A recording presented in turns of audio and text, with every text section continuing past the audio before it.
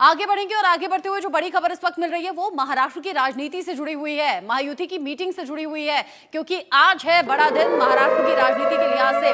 आज बड़ा दिन इसलिए भी है क्योंकि मुख्यमंत्री के नाम पे पर्दा जो लगा हुआ था उसे हटने की यहाँ उम्मीद की जा रही है। महाराष्ट्र जहां पर महायुति की मीटिंग्स को लेकर पेश यूं भी फंसा रहा, एक दिन एकनाथ शिंदे कहते हैं तबियत ठीक नहीं है, उससे अगले दिन वो हॉस्पिटल में एडमिट हो जाते हैं। अब ऐसे में देवेंद्र फडणवीस ने एकनाथ शिंदे को मना लिया है, ये ताजा अपडेट अभी मिल रहा है। एकनाथ शिंदे और अजीत पवार डिप्टी सीएम बनेंगे। 5 दिसंबर को एकनाथ शिंदे और अजीत शपथ लेने वाले हैं। सीएम के नाम का सुबह 10 बजे ऐलान हो जाएगा, यानी कि अब तो कह सकते हैं चंद मिनट बाकी है।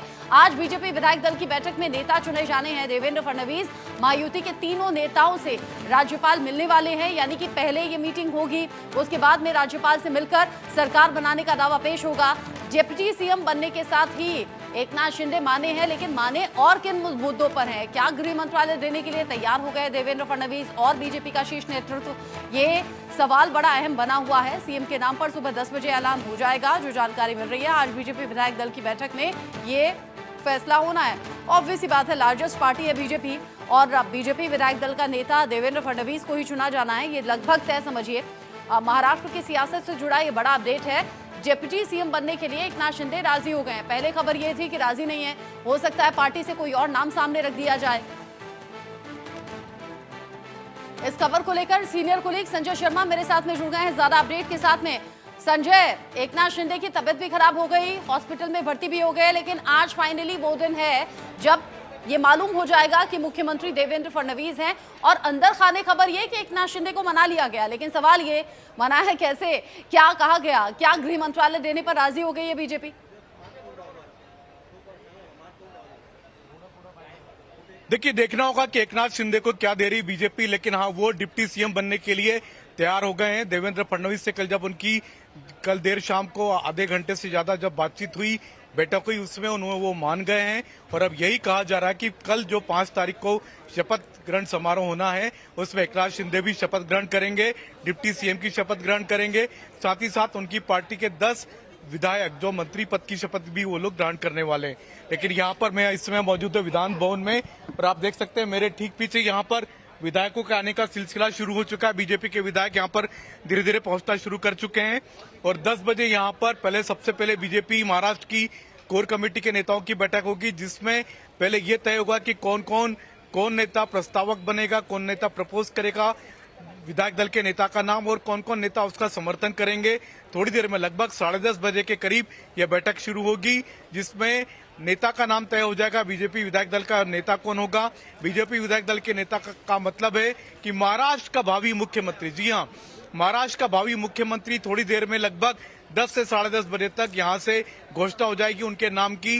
हालांकि अटकलें देवेंद्र फडणवीस के नाम की लगाई जा रही हैं, लेकिन हमने देखा कई बार बीजेपी का केंद्रीय नेतृत्व सरप्राइज एलिमेंट भी देता है, कई बार ऐसे नाम सामने रख देता है जिसको लेकर के सभी चकित रह जाते, दंग रह जाते कि ये नाम आखिर कहां से आ गया।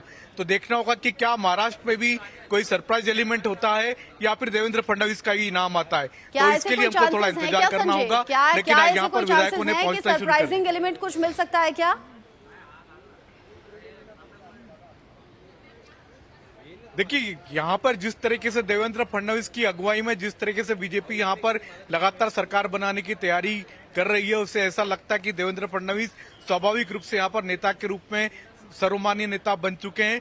लेकिन फिर भी जब तक उनके नाम पर मोहर न लग जाए तब तक कहा नहीं जा सकता, क्योंकि बीजेपी के सेंट्रल लीडरशिप कई बार सरप्राइज एलिमेंट देती रही है। हमने देखा कई स्टेटों में उन्होंने सरप्राइज एलिमेंट दिए, मध्य प्रदेश में दिया, राजस्थान में दिया, छत्तीसगढ़ में दिया, गुजरात में दिया, तो कई सारे ऐसे सरप्राइज एलिमेंट बीजेपी देती रही है। लेकिन यहाँ पर देवेंद्र फडणवीस का नाम लगभग तय माना जा रहा है, लेकिन मोहर लगना बाकी है, कुछ ही देर में मोहर भी लग जाएगी। जब आप ये अपडेट दे रहे हैं संजय, तो ये भी बता दीजिए कि एकनाथ शिंदे जिनकी तबियत पिछले कुछ दिन से खराब थी, क्या आप ठीक हो गई है?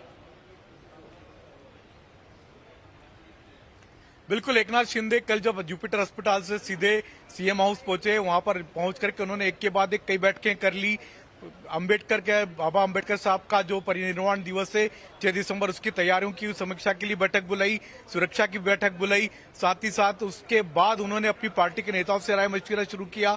एक के बाद एक कई नेता उनके से मिलने के लिए गए। बीजेपी के नेता गिरीश महाजन भी उनसे मिलने के लिए गए। सबसे पहले उन्होंने ग्राउंड बनाया, ग्राउंड तैयार किया। उसके बाद देवेंद्र फडणवीस से उनकी मुलाकात हुई, जिसमें एकनाथ शिंदे मान चुके हैं कि हाँ वो डिप्टी सीएम बन रहे हैं।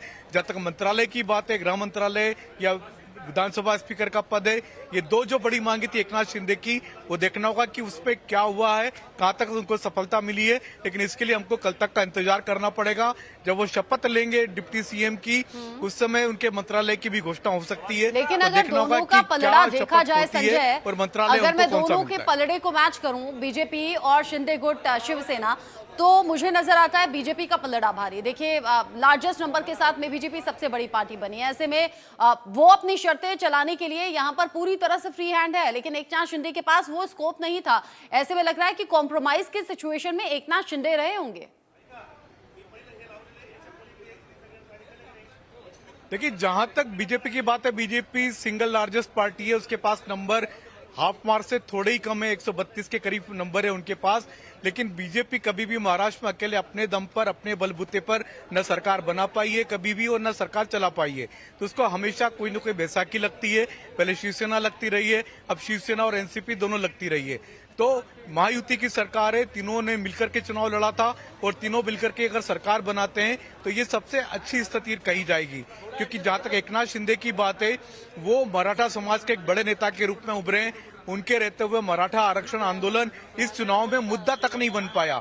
इसके अलावा लाडली बहन योजना का जो इम्प्लीमेंटेशन जो एकनाथ शिंदे ने किया था, वो काफी हद तक कामयाब रहा। उस पर बीजेपी कोई नहीं, पूरी महायुति को उस पर काफी बड़ी संख्या में महिलाओं के वोट भी मिले हैं। और एकनाथ शिंदे ऐसे नेता हैं जो शिवसेना के को तोड़ करके बीजेपी में आए थे। तो शिवसेना की जितना भी ग्राउंड था, चाहे मुंबई नगर पालिका की बात करें, मुंबई महानगर पालिका देश में सबसे बड़ी नगर पालिका मानी जाती है, जिसका बजट केंद्र सरकार के किसी भी बड़े मंत्रालय से भी ज्यादा माना जाता है। तो ये सारी की सारी नगर पालिकाएं शिवसेना की से छीनने का जो जिम्मा है वो एकनाथ शिंदे के पास है। तो एकनाथ शिंदे को बीजेपी कम करके नहीं आ सकती। उनकी बड़ी भूमिका है और बड़े रोल में रहेंगे वो आगे सरकार में भी। जिस तरीके से आप जानकारी दे रहे हैं संजय, नजर आप बनाए रखिएगा। बड़ा इंटरेस्टिंग होने वाला है महाराष्ट्र में महायुति की मीटिंग में क्या हुई बात, और आज जब विधायक दल का नेता चुन लिया जाएगा देवेंद्र फडणवीस को, तो आगे क्या कुछ निकलकर सामने आता है। क्या मंत्रालयों की जो जिद थी, जो मांग थी एकनाथ शिंदे की, वो पूरी की गई या नहीं, नजर आप रखिएगा। सुबह 10 बजे का इंतजार रहेगा। संजय, बहुत शुक्रिया इस सभी अपडेट्स को दर्शकों तक पहुंचाने के लिए।